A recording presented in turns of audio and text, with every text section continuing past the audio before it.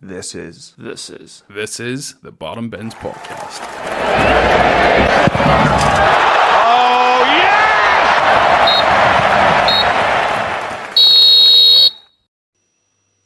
Hello and welcome back to the Bottom Bins Podcast. I know it's been a while, folks, but we just wanted to have a wee bit of a break over Christmas and into the new year. Spend a bit of time with our families, and to be honest, folks, we're just a wee bit burnt out. So look, we're back, and you have us now till the end of the season, where we'll hopefully be covering at least 1 to 2 games per game week for you for now until the end of the Premier League season. But this episode, something a wee bit different. We're just going to do a mid-season review. We did one of these sort of at the start of the season where we looked at 5 things that we had learned from the big sides, and we're pretty much going to do the same thing again here, where we're just focusing solely on the bigger teams. So I think best place to start, lads, is with Liverpool in first. Sort of a shock this season for Liverpool to be top of the Premier League at this stage. We're now 21 games in, so just over halfway. I think everybody expected after the treble season that City were going to come out flying, but they've sort of slacked off a little bit. So, Oren, I'll come to you first then. Did you expect Liverpool to be up right at the top of the Premier League this season? No, absolutely not. And looking back at a few of our reels from at the start of the season, every single one of us predicted United to finish above Liverpool based on last season. And Dorman, confused look there, son. You were one of them as well. I don't think I might have put them above. No, you might have put them above it in your table prediction, but in this specific reel that I was watching this morning, all three of us said that we expected Liverpool to get top 4, but we expected United to finish above them, and we said that United had a better squad depth and all on them, but yeah, it's just went tits up. But Liverpool are doing very well. I don't know if their signings have necessarily helped them too much. I know Szoboszlai's been very, very good, but their midfield signings, I wouldn't say they've gelled particularly well, and they're still top of the league. So, it's Jurgen Klopp as well. Jurgen Klopp's one of the best managers in the world, and he's known for getting his teams playing good football. So, yeah, fair play to him. And I would say the burden of Europa League football and not necessarily playing the top teams in European football has had, it's beneficiary to them as well. But no, fair play to them. Bollocks to them, but fair play to them. I know it is. It's hard to give Liverpool any praise, to be honest. But I suppose when they're sitting top of the league, it is a bit more difficult to argue against them. Connor, they've only lost 1 game this season in the Premier League, so Klopp always has this way of showing that even after such, I say, a poor season last season, he probably did well enough to get them to finish where they did last year from the position that they were in this time last year. I think, this time last year they were sitting 10th or 11th and still managed to finish in European places. So, look, obviously he's not a miracle worker, but would you consider what he's doing at the minute to be some of the best work of his career, perhaps? Yeah, definitely. Even if you, as Oren said, the signings maybe weren't the signings they were expecting. They were in for Caicedo and Lavia and players like that. Your boy Endo's done okay for them. I think he's been good enough in midfield. But yeah, Klopp's pulling off miracles. Like, they've conceded the least amount of goals in the Premier League, and they've lost Matip for the year, and they're still pretty solid at the back. They lost Robertson to injury. They're sitting there. They're playing like Connor Bradley, who's very young, a throw man. A good shout out there, but a throw man, and he's even impressed. Like, that's the thing about Liverpool and City. I've said it for a while. Is it doesn't matter new signings or not. That every player that comes into that squad seems to improve. We did say I would have said that at the start of the year. I said United on paper had a stronger squad, and I've been wrong about that. I've seen actually their stat. It was like Liverpool have had 30 goals off the bench in all competitions, which is just mental. That is some going. Boys like Yata, and obviously, like, even if you look at it, like, Nunez hasn't been good this year, but they're still getting wins. They're so good at home. Salah's been unbelievable. Salah has been, for me, the best player in the Premier League this season. 14 goals, 9 assists. Just a top player, and probably like all-time team. You'd be looking at him in it now, and I think this probably might be his last year, and he has been unbelievable. That would be a concern for Liverpool, missing him, because even they played Fulham in the League Cup and they didn't look as good, and also against Arsenal they were very lucky. They just parked the balls and countered. I thought he was a massive miss for them. If players like Diaz can start performing, and Jota, Nunez, Gakpo even, they definitely can win this title. It's just going to be City just look like a different animal. Once the second half of the season starts. For Liverpool though, if they can keep this up, they're guaranteed top four. Europa League, they're looking good. Their League Cup semi-final, and in the FA Cup still. So Klopp is just unbelievable. That's why I put him as the 2023 manager of the season, because he is some turnaround from, as you said, this time last year. Yeah, no, definitely. Look, I would agree with what both of you have said.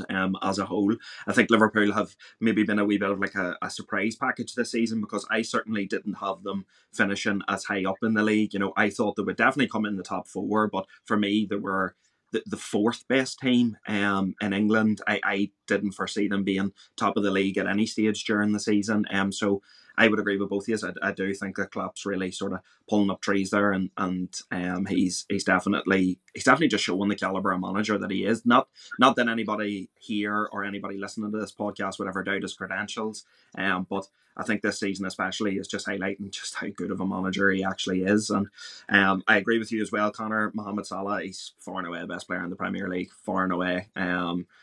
His goal contributions this season and his overall effectiveness on the game. And I think even that's something that maybe goes amiss. People do want to talk about the goals that he scores and the assists that he provides, but his actual performances on the pitch have been a lot better. He's brought a lot more to his game. I think he links play much better now. He's almost like a driving force. He's a catalyst for Liverpool's attacks. He has really become the main man at Liverpool without Firmino, without Sadio Mane, sorry. He has really stepped up and he's number one. He's the man now. Everything goes through Mohamed Salah now at Liverpool. Oren, just quickly, before we move on from Liverpool, do you think that they'll go on and win the league? Personally, no. And it's not because I don't think they've got the ability to do it. I fully think they do, but Man City's got Kevin De Bruyne back and they're about to have Erling Haaland back. I think that just changes the league completely. We've seen it with City the last 3 seasons, where they haven't necessarily started the best and they've won the league all 3 seasons. Yeah, City, in my opinion, is the best team in the world, and I don't think that'll be any different at the end of this year. Yeah, listen, I think that's fair enough. Connor, what about yourself? Do you think Liverpool will go on and win the league? No, I totally agree with Warren. I just think the second half of the season they're getting De Bruyne back. They're getting a few other players back. I think Akanji will be back from injury, and obviously Erling Haaland. I just think they'll be too strong. Their squad depth is very, very strong as well. Yeah, no, look, I'm in the same boat as you guys. I still think City's going to come strong here in the second half of the season. But on the off chance that City don't, I do think Liverpool, well, I mean, they're top of the league, so they are in the best position to go on and win it. If City were to have a stinker second half of the season, I do think Liverpool are probably right in there with a great chance of winning it. But for me, no, I'm in agreement with yourselves, lads. I think City will probably come strong here in the second half of the season, and they'll probably march on to win the league. So we'll move on to Arsenal. I think they're a good place to go to next.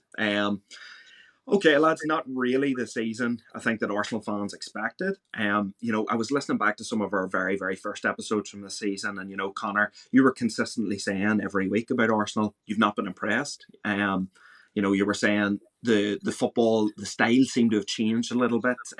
Players like Martinelli weren't, and Odegaard especially, were not getting as heavily involved in pushing Arsenal further up the field. Oren, look, they're not that far away. But what do you think has been Arsenal's biggest problem this season, really?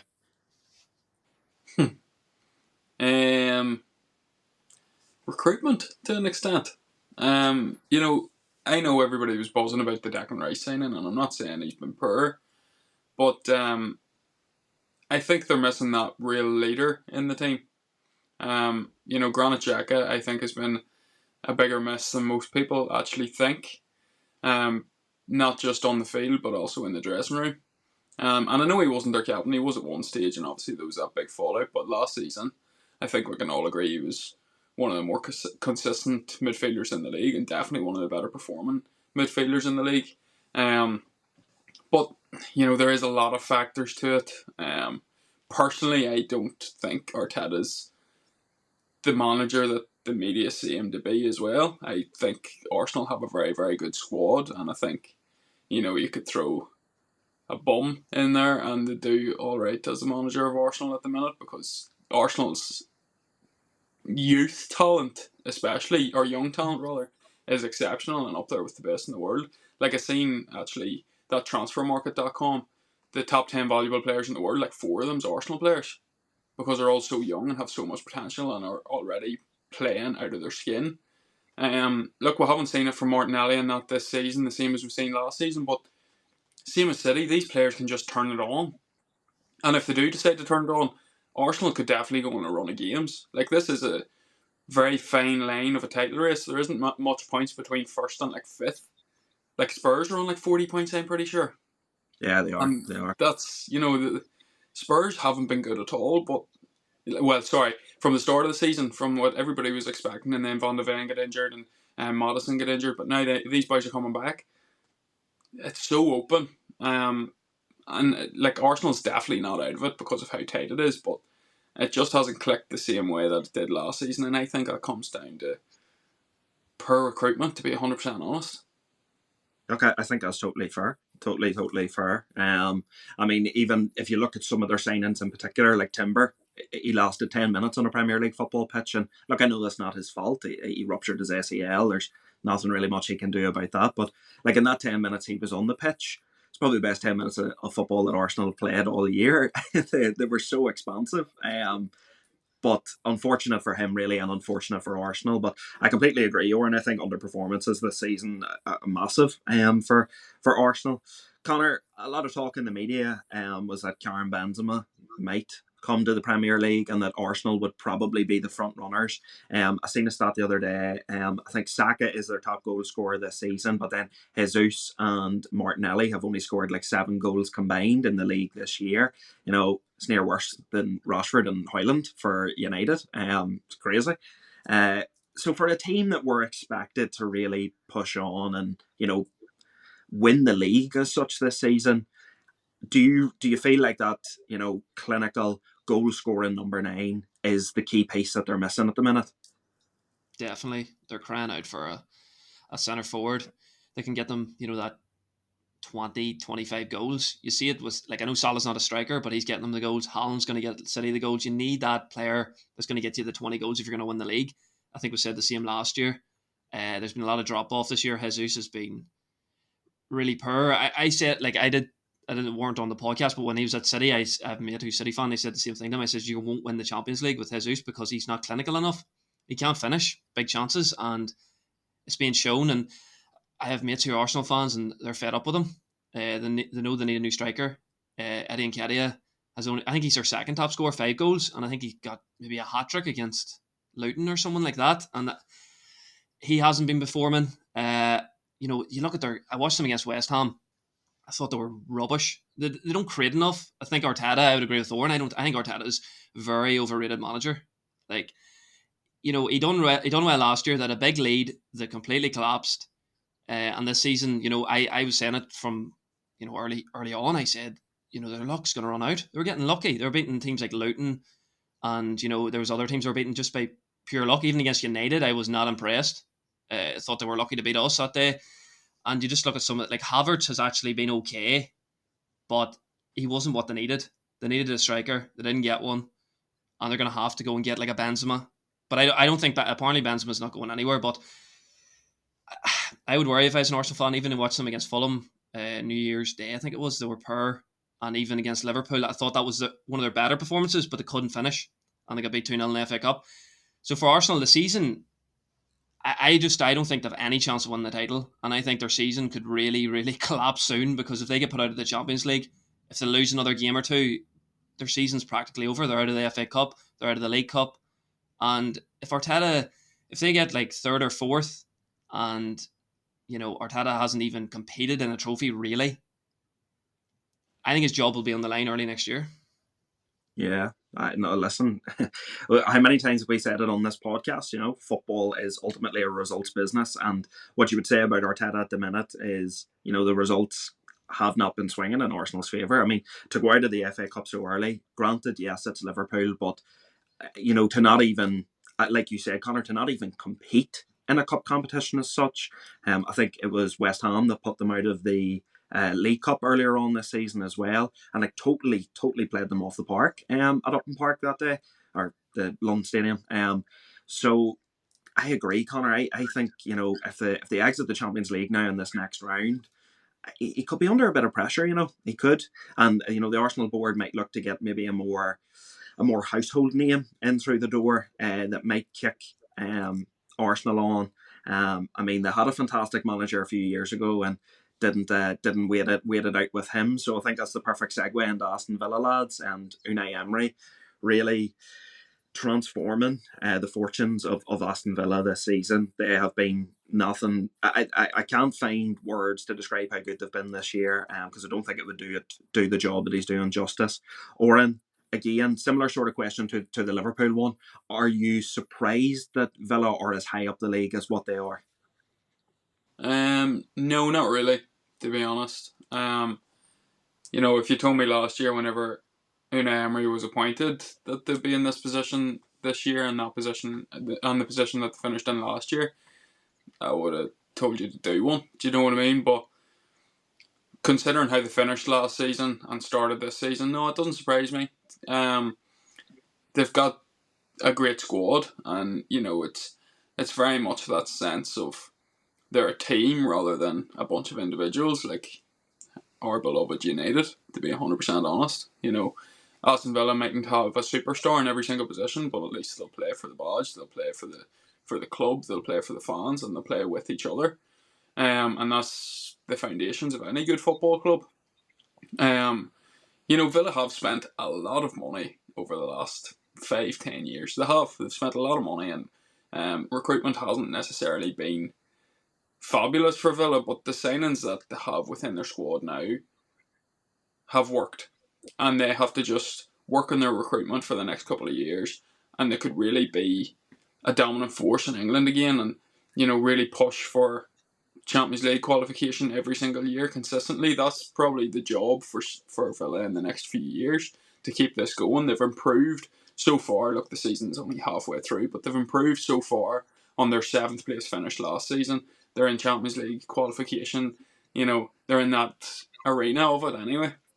It doesn't look out of the realms of possibility. It looks actually quite likely, but they've still got a howler in them as well, a few inconsistencies and all as well, and that comes with them not at this stage of the Premier League, them not being an established Champions League qualifying team. But their job now for the next few years is to build upon that foundation that they have set. They need to stick with Unai Emery no matter what happens. They could go out of every competition. They could finish 10th or 11th this season. Not that they will, but they could. And they still need to stick with Unai Emery because his vision is clearly working. They can't do what they've done in recent years and just sack the manager after a few bad results. But yeah, there's in terms of this season and where they are now, no, it doesn't surprise me. They're a very, very good side, and long may it continue because I actually quite like Aston Villa. Yeah, look, I feel like Villa's maybe going to be like Newcastle from last season. I do feel like at some stage there is going to be a bit of a dip in form, and they might struggle to score goals, or they might, you know, concede too many goals and lose a couple of games on the bounce. But it's really going to be how they respond to try and get themselves back into Champions League contention.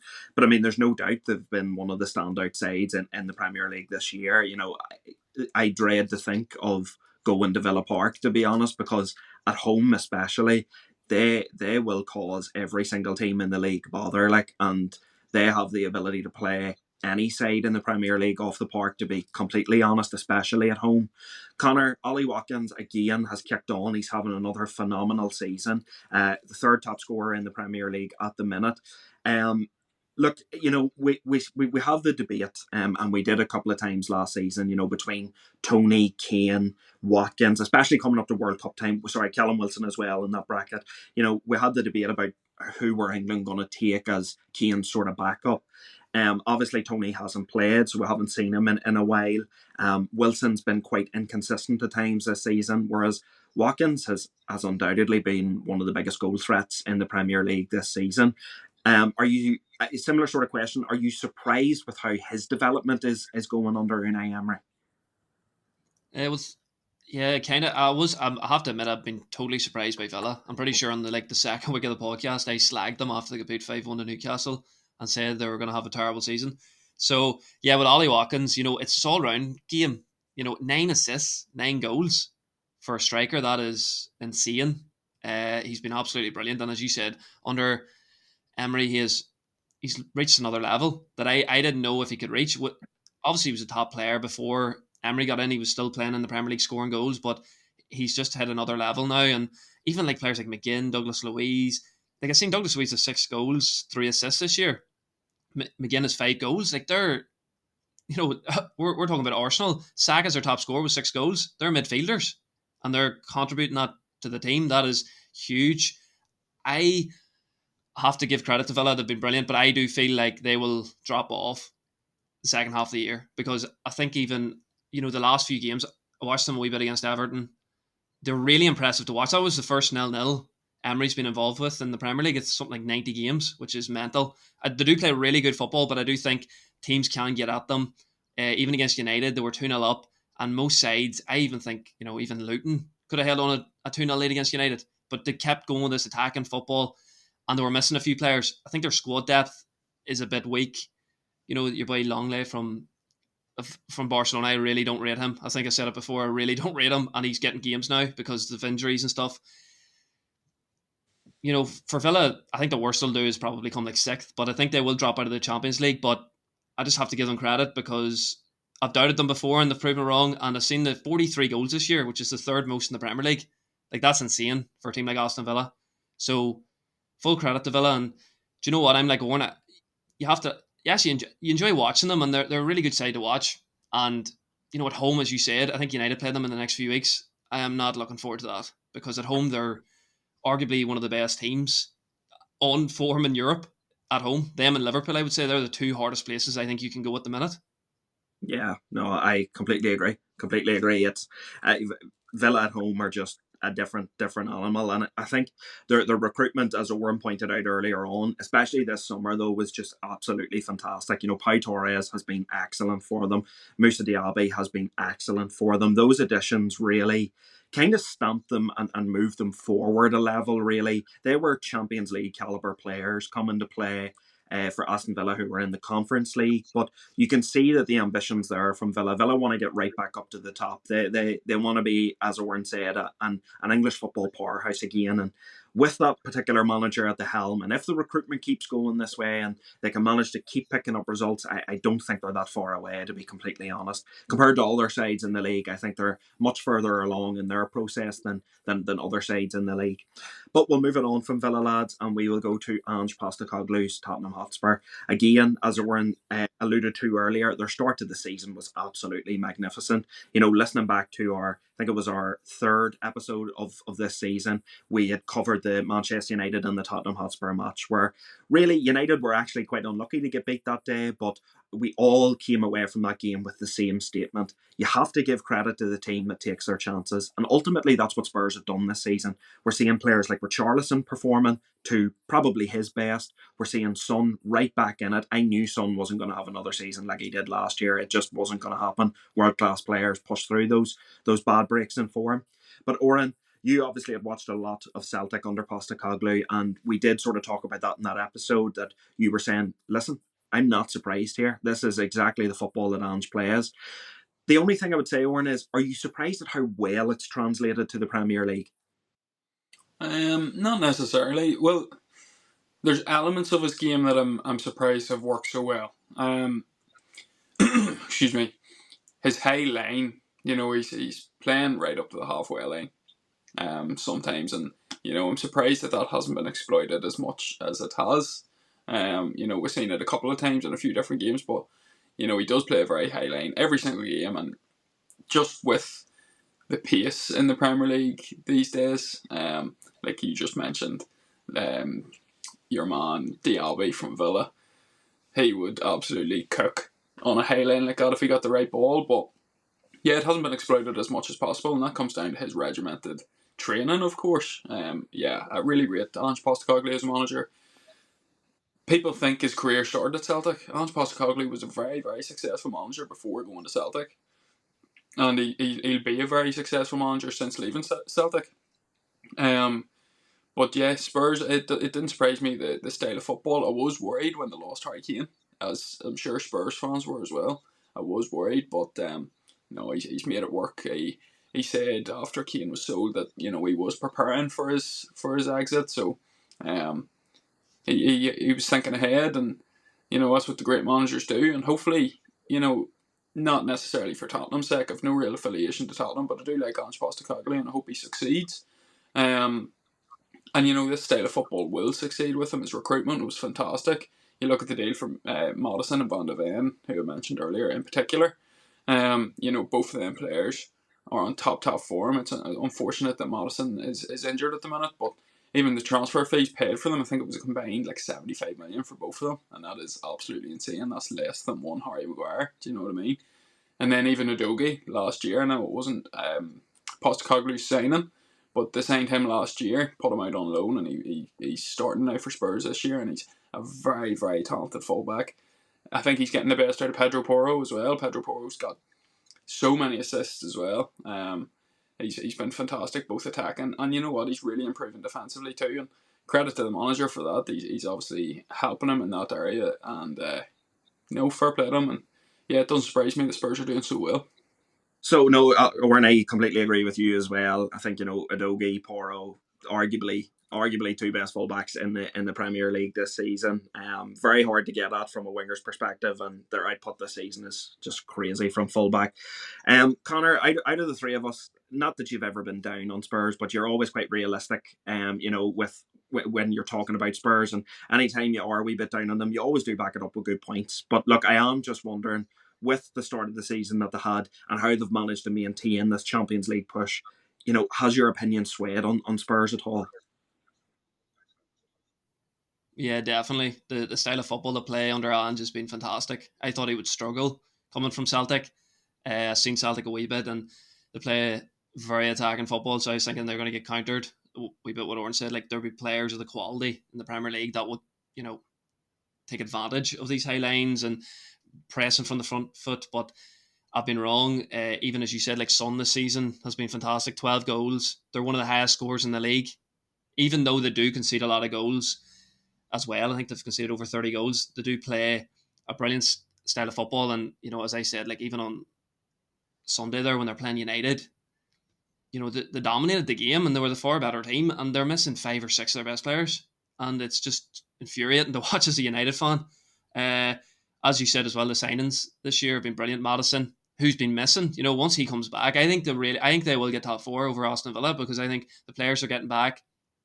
Son's going to come back from the Asian Cup, and a few other players, like even Bentancur, I thought he was a big miss last year, and he's come back from injury, and I think even he's improved the side. He scored there at the weekend. He's a top player. Basuma's away. They're missing Saar's away, but when they come back, I think they're really going to push on and get top 4. And I have to admit I was wrong. And even Richarlison's starting to hit form.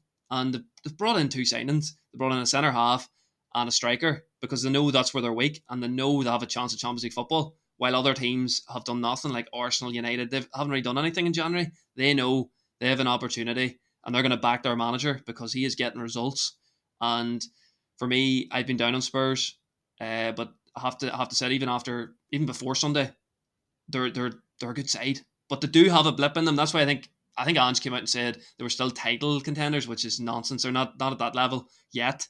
You're not going to fix that in a year, but they're definitely, because you even think about Brighton, they played against Brighton, they get played off the park. They have that in them, but they're definitely going to get. I think they're definitely getting top 4.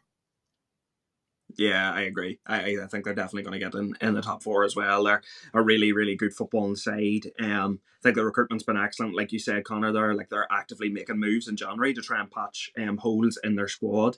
I think Werner's an interesting one, because I think he was a player we were incredibly critical of. Even just amongst ourselves whenever he played in the Premier League, and I think it'll be interesting to see what he does with him. What position does he actually play? Does he occupy the central role? Does he play more out on the left-hand side like he did against United? It is interesting. This Dragusin, the centre-back, is one of the most promising young defenders in Europe. And after the signing of Van de Ven, I probably would have no qualms that Dragusin's going to come in and be an instant success there. And I know there was a lot of top teams that were linked with him. So for Spurs to be able to go out there and get his signature is a massive statement of intent from them. So look, fair play to Spurs. And obviously in my house there is that affiliation with Spurs, so I do wish them all the best for the rest of the season. But yes, we'll move on, lads. We will go to Manchester United, because I think this could be a longer portion of this podcast. Look, it in a word, it's been a shambles really this season. I did not think we would be sitting where we're sitting, and to be honest, even with the points tally that we have, we're not completely out of the top four race yet. I mean, performances-wise, you wouldn't look at United and say that they're going to get in the top four this season, but I know mathematically, and if other teams do sort of dip off around them, there is still that outside chance that we might creep in there. But by no means is it a given. Oren, look, United have had massive injury crisis this season, but there's been a real sort of shift and turn almost on the manager. Maybe not from the supporters, but definitely from the English media. A lot of people say it is the most scrutinised job in football. It's the hardest job in football to be the Manchester United manager. But could you have foreseen what was going to happen this season?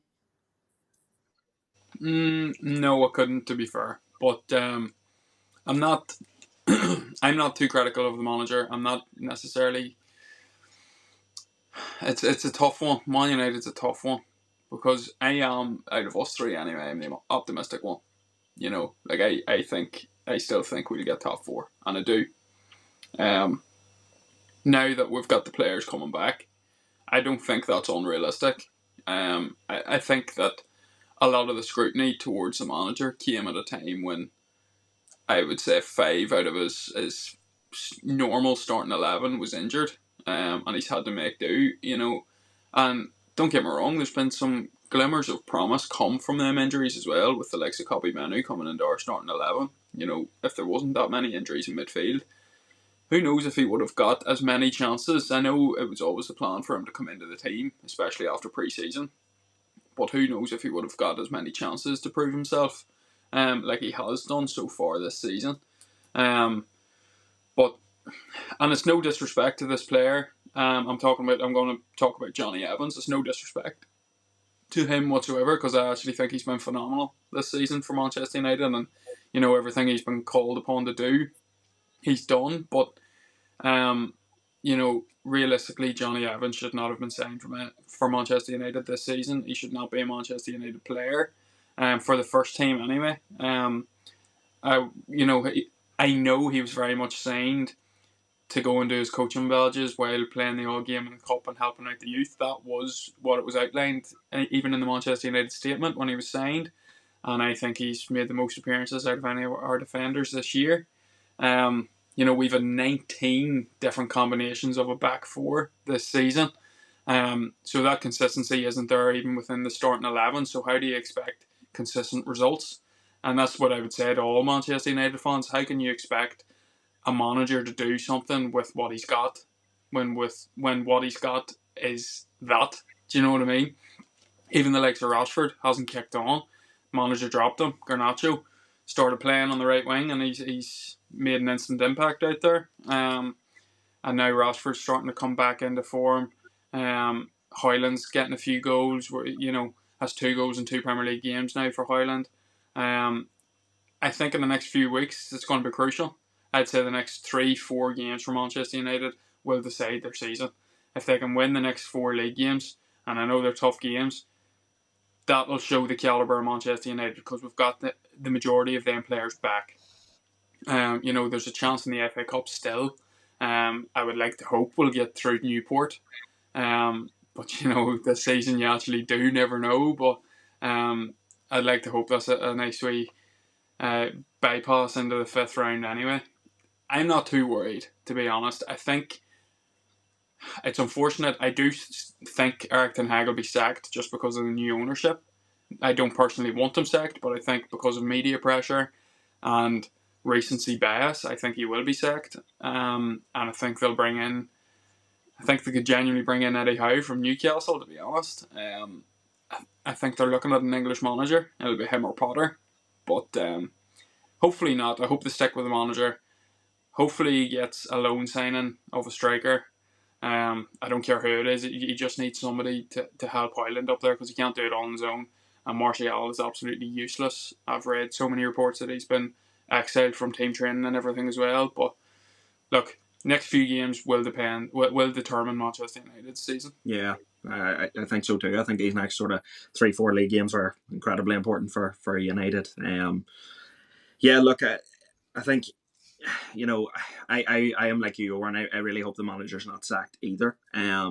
You know, the sections of supporters that did turn on him during sort of that start of November period, end of October, you know, I think that was just incredibly silly, to be completely honest. You know, turning on the manager like that after he had done so well in the first season. Now, does that mean I think he is, you know, devoid of all criticism? Nope, I don't, to be completely honest. I think, you know, you look at Ange at Spurs, who we've just talked about, you know, he had massive injuries and still managed to, you know, play the same style of football. And, you know, we're watching a Manchester United team that I don't think any of the three of us could name the style of football that Manchester United play. I don't think we could name sequences of attacking patterns that we've seen multiple times in a season. Connor said it excellently a few weeks ago, you know, moments FC, and I think that's what Manchester United really look like at the minute. They're hoping and praying that individual brilliance carries them through football matches, and it can't continue. That's not a sustainable way to play football. Connor, look, Hoyland, obviously big money signing in the summer. He's come in. We were at times this season very critical of United's recruitment, and it looks as though January, as Oren said, you might get a lone striker in, but there's no promise that even happens as well. You know, United could go through January and not sign a single player. Would you say that recruitment has been, you know, one of those bigger factors that has led to this Manchester United season thus far? Yeah, it has been. I don't think you can blame Hoyland anyway. 20-year-old striker, you know, as we need a striker in there to, you know, a bit of experience to help him as well. You know, a lot of pressure on such a young player to come into United and start performing. But you look at the other signings, like Onana has been so poor. Even the second goal, you know, he's just on his knees. Like, I just don't know why. I know why we signed him, because we try to play this, you know, better football, passing out from the back. But now we've just completely thrown that away. That's not even happening at the minute because we don't have the players. I know we're missing players as well through injury and all, but 24 goals this year, that's embarrassing. You know, you City there scoring like 48 and we're half of their goals. That is shocking stuff. Scott McTominay's our top scorer. You know, we're bringing him off the bench, hoping he gets a goal. It's a really, really poor season. And, you know, some of the blame, yes, goes on the manager. I wouldn't sack him either. I don't think, like, who would you even get in? Well, my worry is as well, I would agree with Owen, I think we're going to get Potter. You know, that's what we're going to do. End of the year, we'll get Potter in, and I don't know if it'll even make a difference. We're not going to sign anyone in January. I would be shocked if we do. As you said, the next few games are vital. Like, we're sitting in January. This time last year, League Cup, semi-final, it's still in the Europa League, challenging top four, and now we're still in the FA Cup, and now basically our whole season rests on the FA Cup. I know top four, there's still a possibility, but I just don't see it. The performance the other day I thought was poor again. We got totally outplayed at home. You know, we're moments SE. Again, Rashford, good moment. He did play a bit better, but still the quality just isn't there. And I think it's just going to be a long season. And I know I'm not the most optimistic, but when you watch United play, how can you be optimistic? For me, there's nothing really there. I know Garnacho's playing okay, you know, young striker and all, but it's just been a terrible season. Like, our top assister is Bruno in the Premier League with 3 assists. Like, I think Bruno has definitely took a step back. I know you can say his stats and all this, he's creating these chances, but he's not doing enough for me. And we're Moments FC, we're taking long shots, we're just hoping, we're praying. And another thing is as well, another thing about the coaching, the manager, which I will say, is our set pieces are terrible. We can't score from them and we concede them constantly. You've seen Spurs scored one at the weekend. They should have scored another one, hit the crossbar. Any time a cross comes into the box, we're nervous. We look like we're going to concede. Like, where's the coaching there? And there's no style of play. He brought Mount in. He wanted Mount. I know Mount's been injured, but he also was terrible before that. We said on the podcast last year how poor he was. He brought in Onana. He put it. And he keeps playing him. That's a surprise. Like, we kept Onana to play against Spurs, and he was terrible. And then he went to play Cameroon the next day, and he conceded another stupid goal. His confidence is shot, and I think a change needs to be made in nets. And this keeper that we have now is going to get a chance at that. But for me, it's just I just don't know where the optimism is going to come from, because we play Villa soon as well. We're not going to win that. It's just I think our season's practically nearly over. It's just the FA Cup. That's it. Well, hopefully we draw a few shitters in the FA Cup and we can get a good run in it, because if we come up against any sort of Premier League opposition, I kind of look at it and I go, there's a chance we get a good duffing here, to be honest. No, look, I understand what you're saying, Connor. It is very difficult to be optimistic about United at the minute. Oren, I know you are optimist about United, and I am trying to stay positive. I really, really am. But I kept saying it for weeks there. I was like, I'm actually rapidly falling out of love of football, to be honest. Like, when United are playing like this, I actually don't want anything to do with football. I've been watching the basketball more than I've been watching the football, because I actually can't stomach sitting watching United for 90 minutes. It actually the thought of it makes me feel sick, to be honest. I can't be bothered. Cannot be bothered. But anyway, lads, we will go to the final team that we're going to be talking about here today. And I saved Man City for last in particular because United's having a poor season, and their neighbours Man City so far are also having a bit of an up and down season. I don't want to say it's been poor, because you look at the squad, you look at the injuries that they've suffered this season, and you can understand to a certain degree why they're maybe not top of the league at this stage. But Oren, after winning the treble, the talk was, could they continue? Could they push on? And in those first sort of 4 league games, they did still look themselves. They looked like the best team in the world. But really, from about mid-September, end of September, they have taken drastic dips in form, and they've lost some silly games this season. What do you think's going on in Man City really at this current moment in time? Okay, to be honest, I wouldn't be too worried about Man City if I was a Man City fan. I think as long as Rodri is fit, Manchester City win. I think he's the most important player in world football. I don't think he's the best player in world football, but I think he's the most important player in world football. If Manchester City, you see the difference without Rodri. When he was red carded there, I think they lost to Wolves, and lost the next game after that and all as well. I think who was that against? They lost 2 in a row, didn't they? Or lost against Wolves and then drew or something. Yeah, no, they lost 2 on the bounce when he Lost was missing. Arsenal, lost Arsenal. It was a bad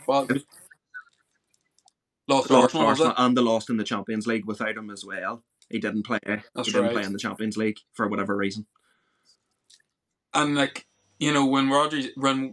can't even speak. When Rodri is in the team, and even Erling Haaland isn't in the team, Manchester City have the quality to create goals, have the quality to score goals. Doesn't matter if Erling Haaland's in the team. Obviously, if they've got Erling Haaland, that's 10 times better. Same with Kevin De Bruyne. But they've got 2, and to be honest, this season, I would say they've got 3 players in each position that's world class, can fill in the starting 11. And it shows the calibre of Manchester City. But Rodri, in my opinion, determines how Manchester City is going to play, because if Rodri's there, I think they can be much more attacking, because they know they've got that safety net of him in behind. Whereas if they've got, Kovacic or something playing in that position, they might have 2 players playing in Rodri's position, and that depletes them attacking wise.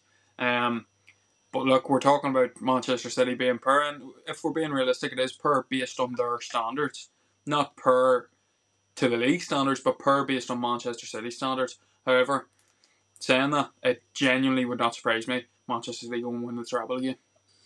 Look, it's you never rule them out, and I know last year was our first year of doing the podcast, and myself and Connor had ruled them out essentially. We were very adamant that Arsenal were going to go on and win the title, and that's why this season I'm very much sticking to I'm not betting against Man City. However, Connor, me and you were at times last season a bit critical of City and a bit critical of how they were going about playing their football, and then suddenly they exploded into life, and the treble was on, and they ended up being only the second English team to go on and do that.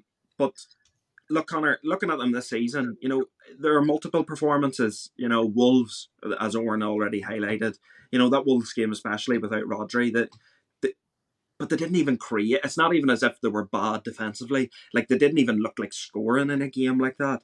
You've players like Grealish, who has got very, very limited minutes this season. And, I think there has been underperformances in there as well, particularly, from players who were really good last season. The likes of Ake, hasn't really stepped up this season either. Haaland has had his injury troubles, of course. Like, he still scored a load of goals, don't get me wrong, but you wouldn't even say that his performances in games have been as good as what they were last season. But now that De Bruyne is back, do you think that, the second half of the season, they're just going to do the same as what they did last year and explode into life? Yeah, definitely. They're one of the 2 points behind Liverpool. Just got a last minute winner. De Bruyne come off the bench, changed the game.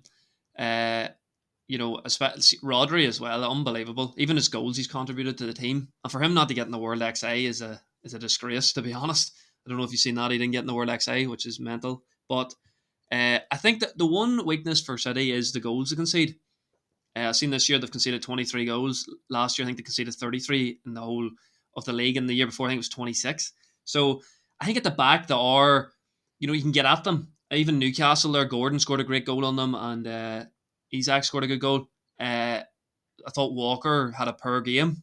I think Diaz, you can kind of get at him. He is a good defender, but he can get at him. As you said, Ake, I think in centre half hasn't been as good this season. And even Gvardiol, defensively he's okay, but going forward he hasn't been great. But we're saying all these things about City, and they're still 2 points off the league. We know they're going to win the league. They're going to win the FA Cup probably and win the Champions League. Because last year we doubted them, and the only reason really I doubted them last year was because they weren't playing well, and they were about, I think they were five or 6 points behind Arsenal, and Arsenal were flying, and they still easily won the league. I think they won with 2 games to go, and they won the treble. So they're getting Haaland back, De Bruyne. Like, Haaland has 14 goals in 15 games, just unbelievable. And even I think another player that goes under the radar is Bernardo Silva. I think he is a huge player for City, and I think he's really underappreciated, because even looking at the stats, like 6 goals and 4 assists, but even his work rate, on the ball, he's unbelievable. I think it's I know David Silva is counted as the great Silva for City, but I think Bernardo Silva is definitely putting himself in the conversation now, because he has been one of City's best performers for the last 5 or 6 years since he signed for Monaco. What a signing. And even that guy who came off the bench, your boy Bob, or I think that's a 20-year-old from Norway, he just come in, scores a goal. But yeah, that's the thing about Grealish too. He came on in front of Grealish. He's £100 million player, and no one bats an eyelid at that, because it's Pep, and he comes in and scores. So for Yeah. me, City, it's just the only thing about City I have to worry about is their charges. Their 115 financial fair play charges, because I think they're going to walk the league and they're going to win the treble again.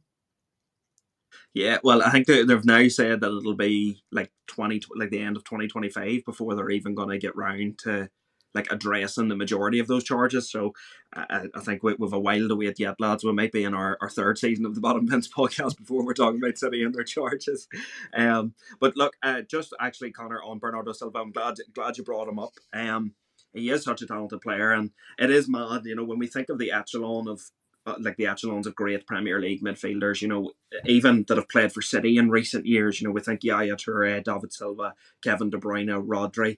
And, a lot of people probably would, maybe forget to mention Bernardo Silva's name, but I completely agree with you, Connor. I think he's one of the most underappreciated players in world football. He is absolutely unbelievable. I think every team in the Premier League would kill to have a Bernardo Silva. The role that he performs at City, like at last year times, lads, like Bernardo Silva was playing like left back for them. He was covering that much of the pitch, and that's not traditionally his game, but he's obviously an incredibly coachable player, because like the stuff that he gets, the tactical instructions that he must be given, he obviously carries them out to perfection. There's a reason why, like, you think about it, boys, anytime a player has sort of, wanted to leave Man City are like happy to let them go, because they'll always go back into the market and replace them. But like Bernardo Silva has been linked away for what, about 3 years now, 2 years now, 3 years now.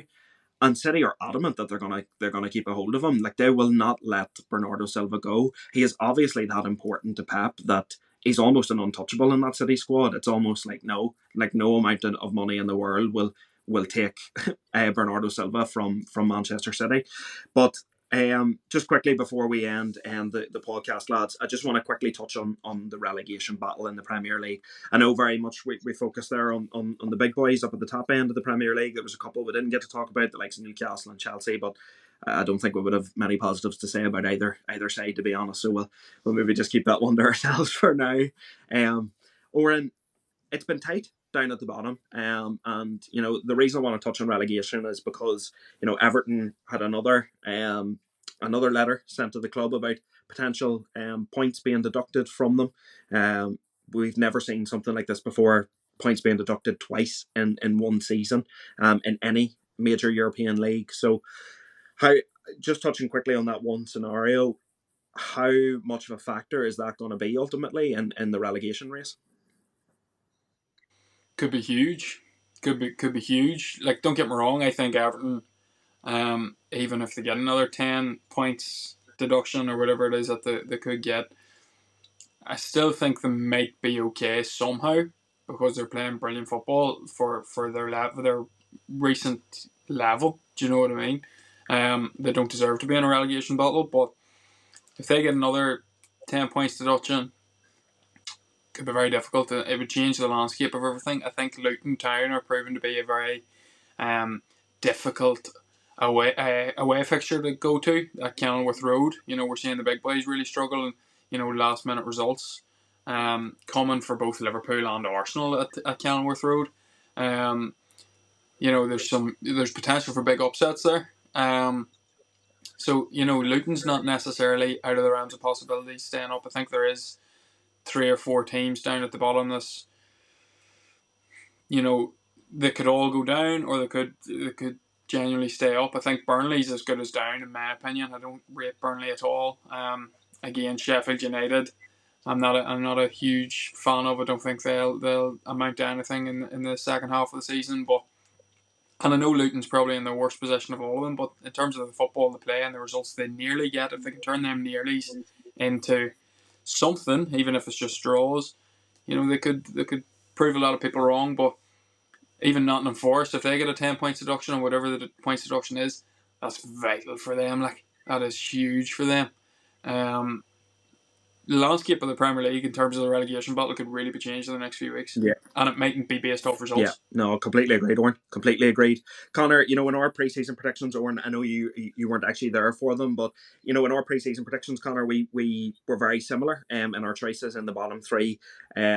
You had Everton in there, I think, and I had Wolves. That was the only interchangeable side that we had that was in that relegation contention.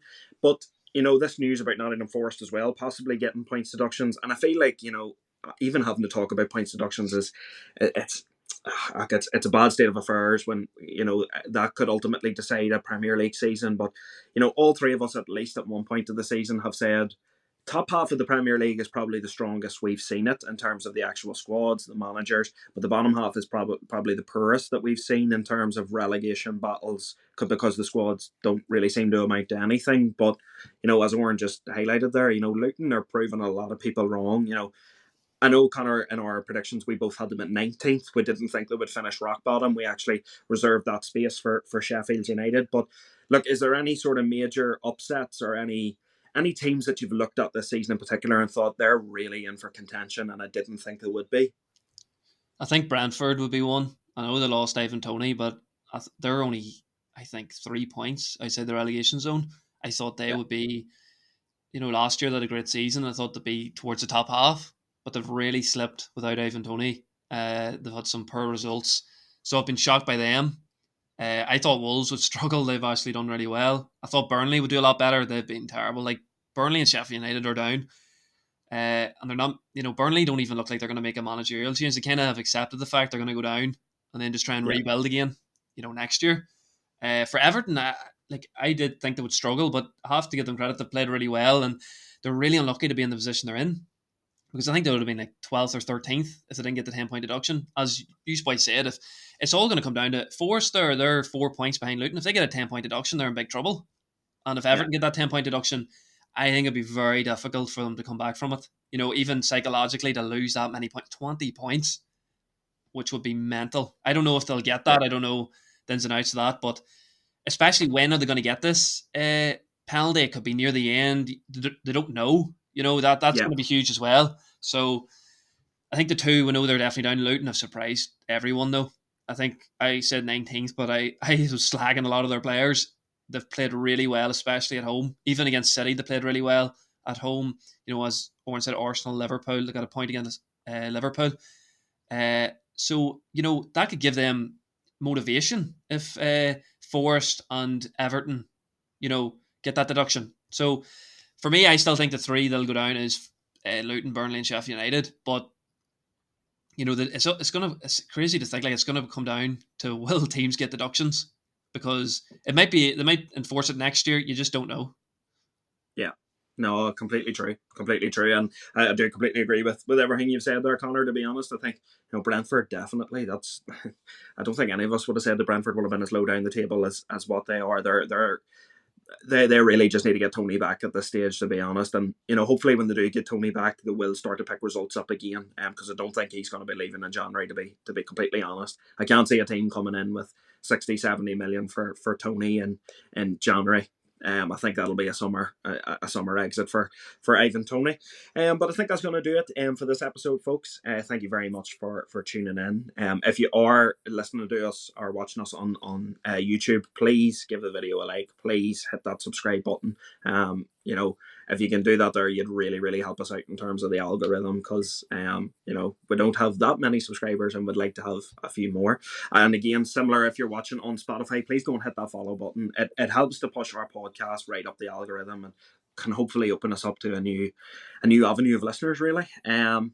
As always, you can find us on TikTok, Instagram, and Twitter. It's at bottombinspod. We're now also on Facebook. It's the Bottom Bins Podcast over there. So please go and give us a follow. Go and give us a few likes. There's plenty of content over there. Oren's been working like a madman these last 4 days to get reels out. And thankfully they're performing really, really well. So look, please go over there, give us a follow. Help us out, guys. Just help us out. It's completely free. It doesn't take up too much of your time, and you'll be doing us a massive, massive favour.